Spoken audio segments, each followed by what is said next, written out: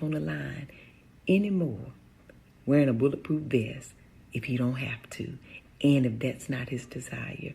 I love him enough that I want him to be safe, and I want him to coach children the way he wants to. Ooh, I pray that somebody finds you, love finds you, that excites you the way I am excited about my husband being able to grow his business, being able to pour into children, continue to coach these kids, do other things he's dreamt about. Ooh, honey, I pray this type of excitement and love finds you. And so, what do you think about what Miss Tabitha said? That was the clapback of all clapbacks, and she didn't even have to be rude about it. That's the biggest part, is that she didn't have to be rude to say, oh, stay in your lane, I'll stay in mine. You don't put what you go through on me, because me and my family, we've been through so much together for the last 25 years that what you say don't matter to my relationship.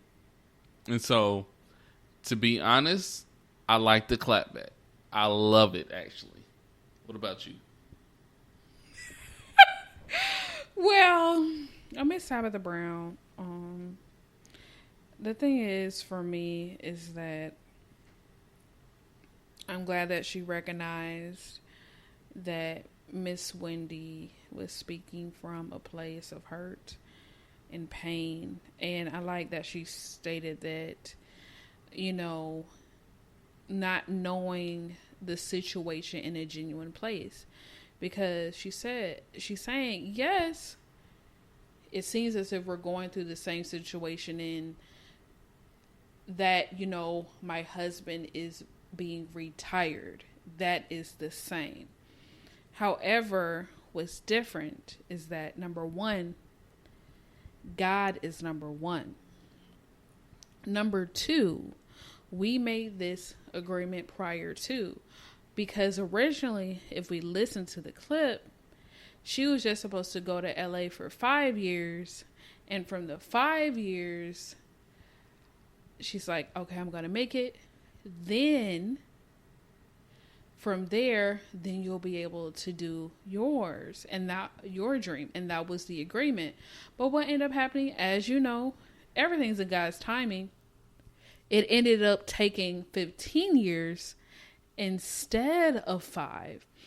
And so over time, when you have an agreement with your spouse, he was rooting for her. I love how she said, she was like, I was his dog in a fight, because it's like, in a marriage, you're betting on your spouse. You're believing in your spouse. You're praying for your spouse. You have faith. If you just have faith of a mustard seed in your spouse's life, and you're their personal cheerleader. And she's like, he was my cheerleader. He gave me something that was invaluable during that time, his life. Each and every day he walked out that house. Being a police officer is not something that should be taken lightly. At any moment during that time, just to put food on the table and have shelter, and so that, she could live her dream and provide for his family, he went out there and risked his life every day. You never know if you're able to come back from such a dangerous position like that. But he did that in support of his wife. And that's what we need. Because the importance of this podcast is to say that marriage can work. There's beauty in marriage. I feel like these days, because it's been perverted so much, people are scared to jump into People marriage. are scared to go into it. They're like, oh, it's just a piece of paper, this and the other. Oh, it's hard. It's hard, but there's so many excuses, and let me not say excuses, because that's not the right word. But so many fears of marriage. Like, I've had somebody tell me that they don't want to get married because they don't want it to be where they have to you know, they have to submit to their spouse in the way of, oh, you got to do what I say, but don't really realize that submission is not, oh, you got to do what I say. It's, let me make sure that this person is happy, feel loved, and all that good, amazing stuff. It's not just a happy wife, happy life, even though that is a key. But, you know, the husband has to be happy as well. You can't just be happy as a wife and then the husband not be happy, because then the marriage never really, you know, is big like that. So I really feel exactly what Tabitha is saying. God being first, making sure that he is the forefront in the marriage, because if you don't have him, things like what happened to Wendy can happen to you. It's just like Miss Tabitha and Mr. Chance, I believe that's her husband's name. They're a great example of what marriage is. The ups and downs of sacrifice. All those key components of marriage. You know, kindness, the servanthood that you have, and love for the other person is something that's a beautiful example, and which is why we wanted to highlight this story. And yes, we joked around about the pettiness of everything of Wendy trying to clap back on this situation, but to be totally serious about it,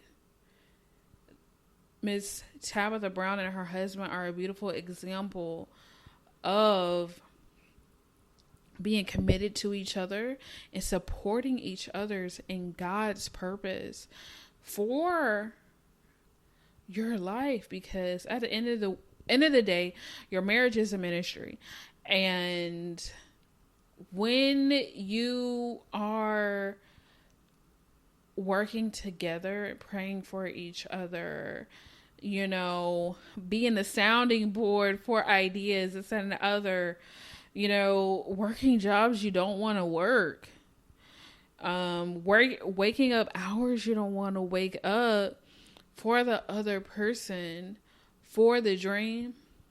At the end, that's what it's about. It's about that sacrifice. And I just want to encourage you guys. Look at Miss Tabitha Brown and Mr. Chance. They're not saying that they're perfect human beings. They're not saying they're the perfect marriage. They're just saying we're following God, and we worked hard together. We created a bond. We had an agreement with each other. And now it's time to reap the benefits because God blessed us. And for me, I really look up to them because it's like we had the same agreement, like we spoke before, about whoever makes it, whether it's through one of our investments or whether it's from one of the podcasts or from another business that we're doing on the side that's not one of our combined businesses, and it pops off, the other person is going to retire. Why? Because we want to fully walk in our purpose, and we knew how important that is for the other person. Exactly. And can I just be honest? I'm gonna be 100 real quick. Wendy was being petty from the get-go, cause she said, "Oh, you guys know who she is? I don't know her." Like, dang. You I kind of saw where it was going. Let's just say that when she did that, I don't know her. So she was going to, kind of put her life over there. So, yeah, guys, do what you got to do to make your marriage happy. And that is ways of taking your wife out or your husband, whoever I'm talking to at this moment, whether you the wife or the husband, spend time with each other, different things like that. But also make sure God is first in your marriage, because it helps a lot. And it's one of the key factors in our marriage. It's one of the key factors that make us happy. We get into it. Sometimes we get mad at each other. But at the end of the day, our foundation is God. And that's what Miss Tabitha is saying, that their foundation is God. And to piggyback off of the Miss Wendy thing in a lesson to learn from Miss Wendy, if your husband and wife, or wife and husband, whatever, are having an agreement that, this is our agreement in 5 years, and then we're going to transition to this, we're going to build to this, and then in 15 we're here, don't let the Wendy in your life have you second guessing your agreement with your spouse and your bond with your spouse and what you prayed about and sought God about. Because what's going to end up happening is you're going to get out of God's direction in your life and you're walking in man's direction of what they feel. Oh, girl, I don't think you should let your husband be a stay at home, because guess what? He's going to be lazy and he's going to end up living off you. Then he's going to end up being jealous. And guess what? That puts negativity in your marriage. And guess what? You promised, and then you push it back because of what other people are saying around you. Guess what? Now the other person may be resentful and confused because it was supposed to be me and you against the world. I did my part, but you let someone else come inside of, our purpose that we prayed about together to disrupt everything. And guess what? When you allow someone from the outside to interrupt the plans that God has for you, what happens? The manifestation of his power and what else he has for you, it's going to be delayed. Exactly. And I correct me if I'm wrong in how I'm saying it, but I know this is scripture. Narrow is the way, broad is the path. Narrow is the path, broad is the way. So a lot of times we forget to stay on the path that God has for us, and we try to find our own way to that same area, and we're going a longer way around instead of going straight on the path that God has brought us to. So we tend to, in marriages, take that route, and we forget to have our foundation, God, be our path to a perfect marriage. Which, perfect marriage, when I say that, I'm not saying like everything's hunky-dory, you're never going to go through anything. Perfect marriage is any marriage that has God as the forefront to me. That's just what it is to me. You know what I mean? Yes, and I'm just going to get the scripture up because I want us to be correct. 100% correct.